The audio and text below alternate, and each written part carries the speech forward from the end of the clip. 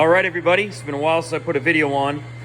I apologize for that. Today we are working here at Hills Machine Works on a brake component from a piece of heavy equipment.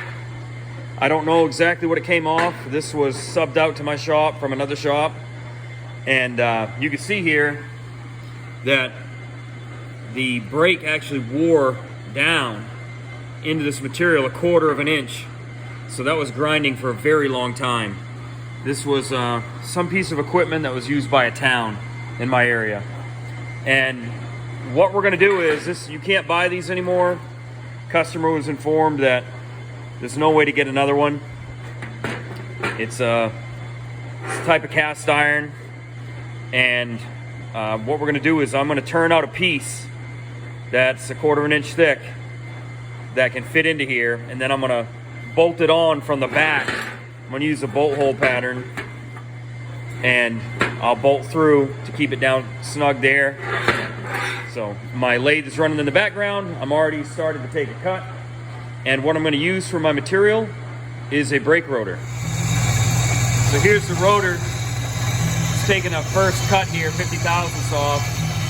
What I'm gonna have to do is I'm gonna have to remove this first section of the slotted rotor, turn down the slots, just leave the back part, and I'm gonna end up flipping this thing around and facing off the other side, and then turn the OD so that it fits perfectly in that section there that you saw that was worn out. So kind of a fun job. I think it'll be real nice when it comes out. The customer will be happy.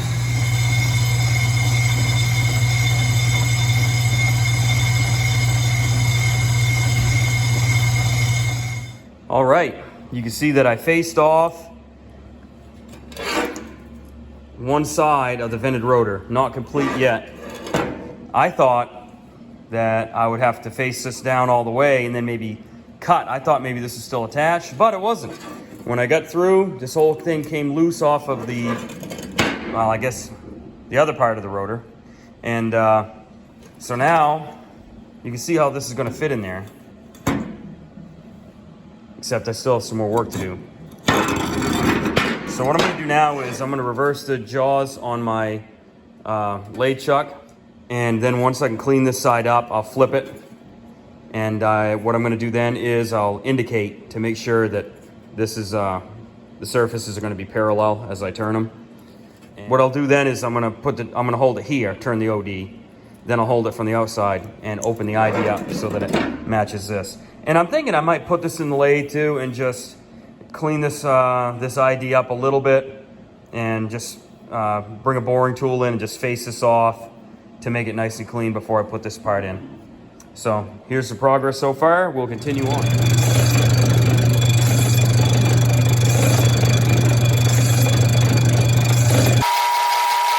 Okay, we are ready to take the final cut on the OD. And then we will flip this thing around, hold it from the OD, do the ID, and finish the width.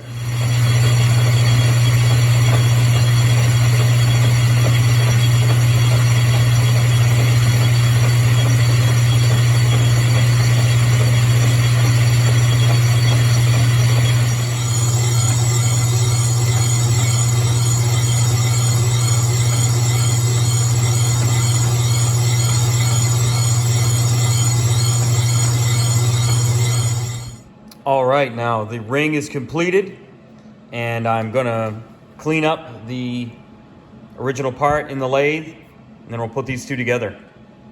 So what I've done here is I've dialed this in nicely now, and I'm gonna bring my boring bar in, and I'm just gonna come and clean this surface up a little bit, take off about 20 thousandths, and then we will assemble this part and bolt her together.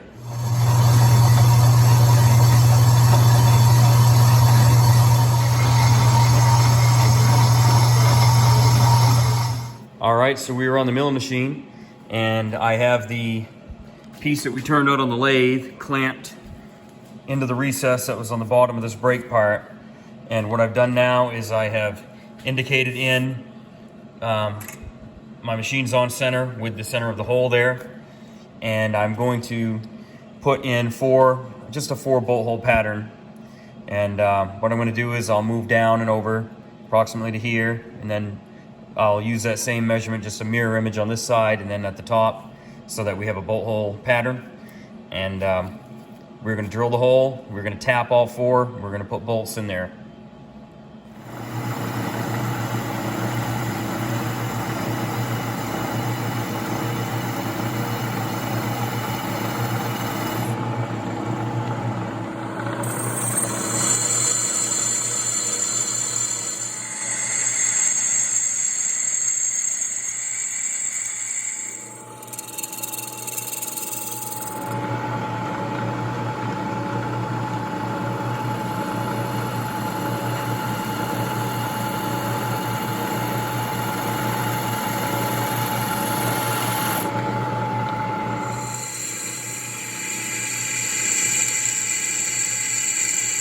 Okay, I've drilled all the holes and now I'm going to tap them manually. I've got a spring-loaded tap center in the chuck and I have a nice ratcheting tap wrench here.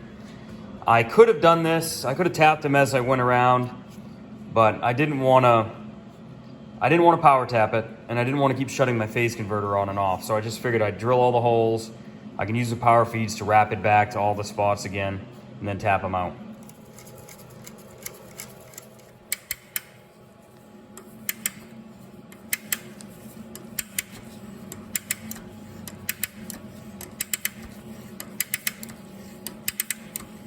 It's a through hole. I'm not too worried about breaking the chip.